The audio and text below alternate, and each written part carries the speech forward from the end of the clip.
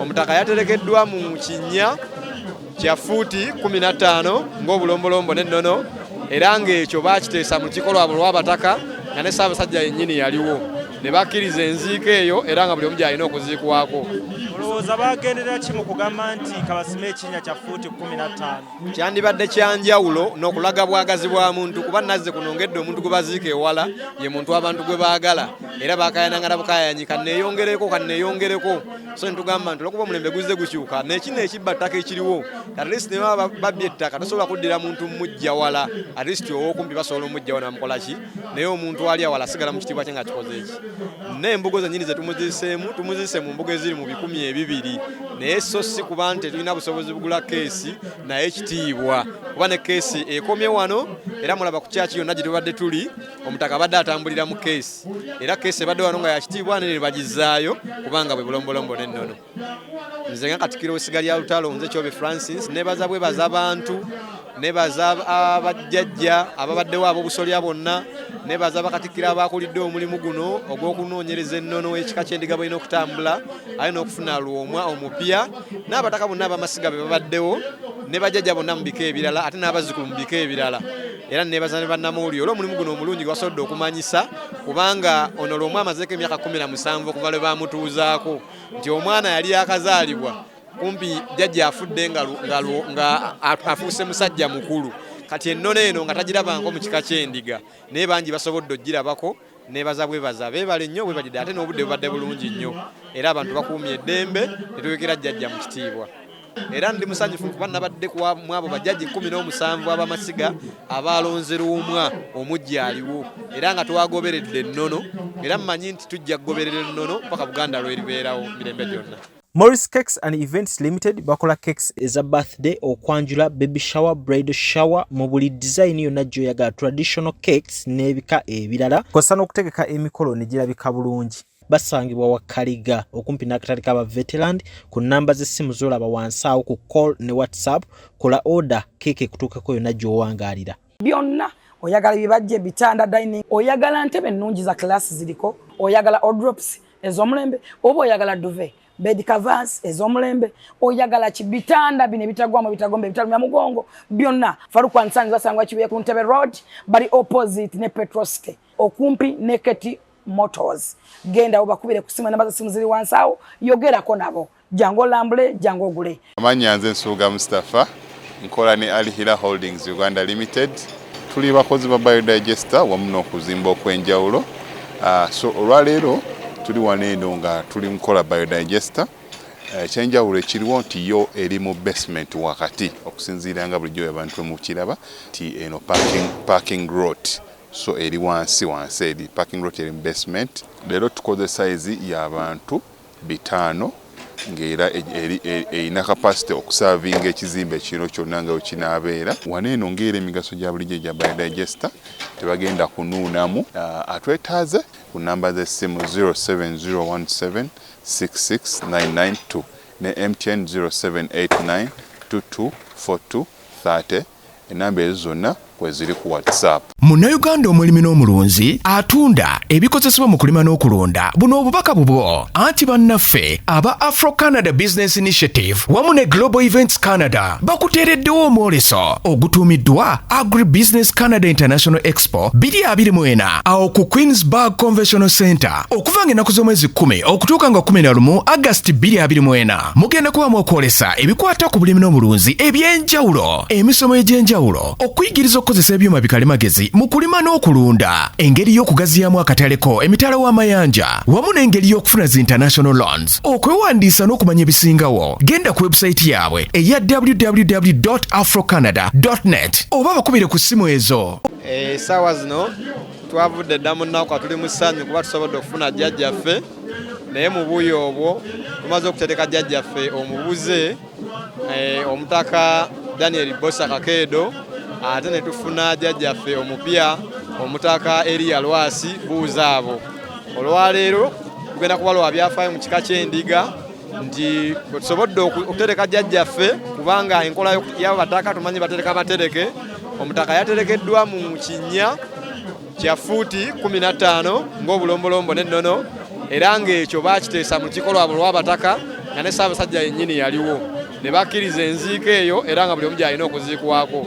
Olowooza bagendera ki mu kugamba nti kabasime ekinnya kya fuuti 15? Kyandibadde kyanjawulo n'okulaga bwagazi bwa muntu kuba nazze kunongedde omuntu gwe baziika ewala ye muntu abantu gwe baagala era baakayanangana bukayanyika neeyongereko so ntugamba nti olwokuba omulembe guzze gukyuka nekino ekibba ttaka ekiriwo at least ne baba babbye ettaka tosobola kuddira muntu mujja wala at least ow'okumpi basobola omujja wala namukola ki naye omuntu ali awala asigala mu kitiibwa kye nga kikoze eki n'embugo zennyini ze tumuzise mu mbugo eziri mu 200 naye so si kuba nti tulina busobozi bugula keesi naye ekitiibwa kuba ne keesi ekomye wano era mulaba ku kyaki yonna gye tubadde tuli omutaka abadde atambulira mu keesi era keesi ebadde wano nga yakitiibwa nene bagizaayo kubanga bwe bulombolombo n'ennono.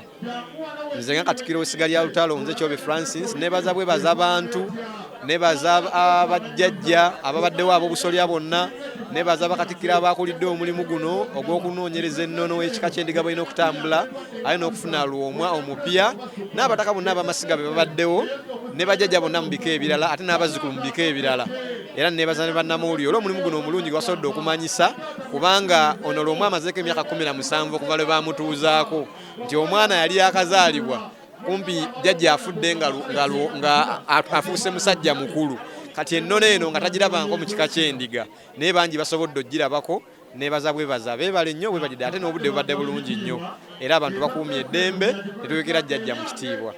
Yesebo twogere wano mu kifo we tuziise ebyafaayo by'ekifo kino ono ye jjajja ow'okusatu kubagalamiddewo ku bajjajja abakulira ekika ky'endiga nti waliwo jjajjaffe omukulu Mbaale waali waliwo jjajjaffe omutaka Paulo Bosa waali ate ne jjajjaffe ono Lwomwa waali.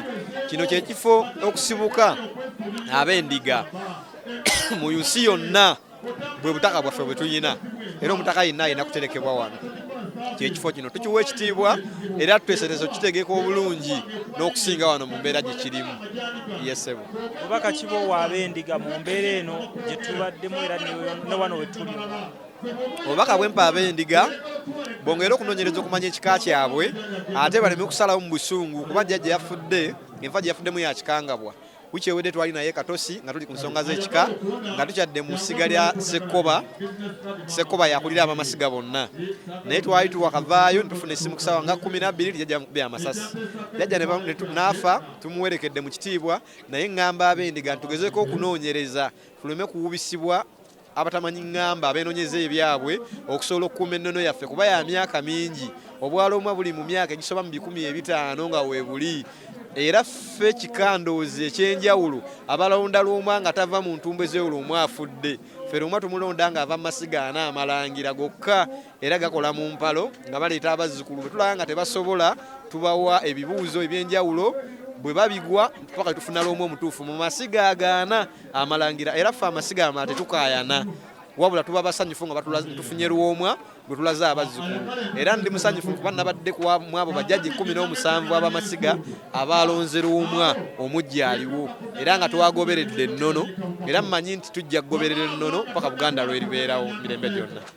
Lwaki basooka kulonda Lwomwa omulala nga afudde tannaziikibwa?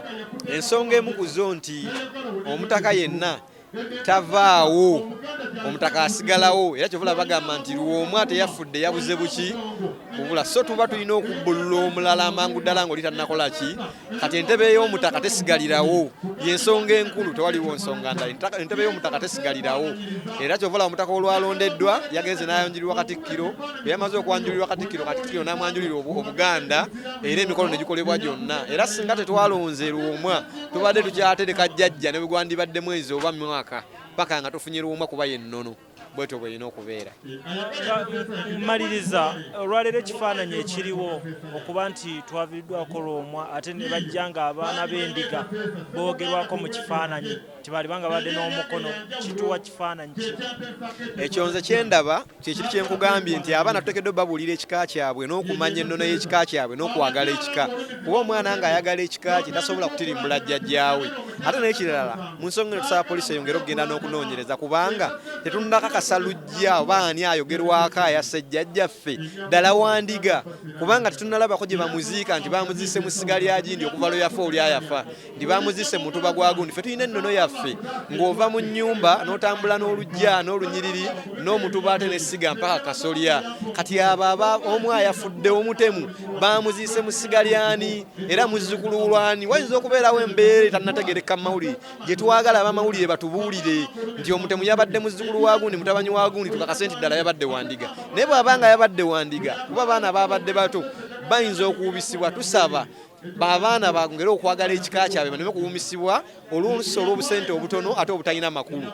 Bayinza okwewunya nga abasente ze bamuwadde tasobola naziryako wadde omwaka singa abadde asigaddewo naye ate nga zijjewo obulamu bwa jjajjaawe. N'enkuza y'abaana ennungi omwana yandibadde atya omukulu yandibadde tasobola kutta jjajjaawo nga bakugambye nti ddala jjajjaawo.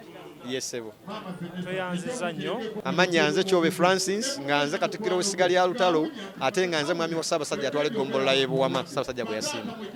Yesebo Katikkiro waffe amanya gange erinnya lyange nze James Ssentumbwe ndi wa Mutuba mu ssiga lya Lutalo era ndi mwami wa Kabaka ndi mutongole. Yesebo Kyoyongerezaako ku byayogedde ono ku makulu eno byayogedde ekikulu ekiriwo nange nzikaatiriza ku kintu kyayogedde nti tukuze n'abaana empisa tuleme abaana obbajajamya okubafuula nti baana buli ofuula omwana ate omwana tomufuula nti buli kiseera ojja muwa ssente buli ezimubulako byebyo ebibi ebiva mu baana. Omwana olina omumukwata obulungi so ate okukuba si kwe kugunjula naye omwana mukwate bulungi omugambe ekintu ateeko kiwulira byebyo mukama wange. Amanya nze Nsuuga Mustafa nkola ne Alihira Holdings Uganda Limited. Tuli bakozi ba biodigester wamu n'okuzimba okw'enjawulo. So olwaleero tuli wano eno nga tuli nkola biodigester. Ekyenjawulo ekiriwo nti yo eri mu basement wakati okusinziira nga bulijjo abantu mu kiraba nti eno parking lot. So eri wansi eri parking lot eri basement. Leero tukoze size y'abantu 5 ng'era erina capacity okusavinga ekizimbe kino kyonna nga wekinaabeera. Wano eno ng'era emigaso gya bulijjo gya biodigester tebagenda kunuunamu. Atwetaaze ku namba z'essimu 07017669992 ne MTN 0789224230. Enamba ezo zonna kweziri ku WhatsApp.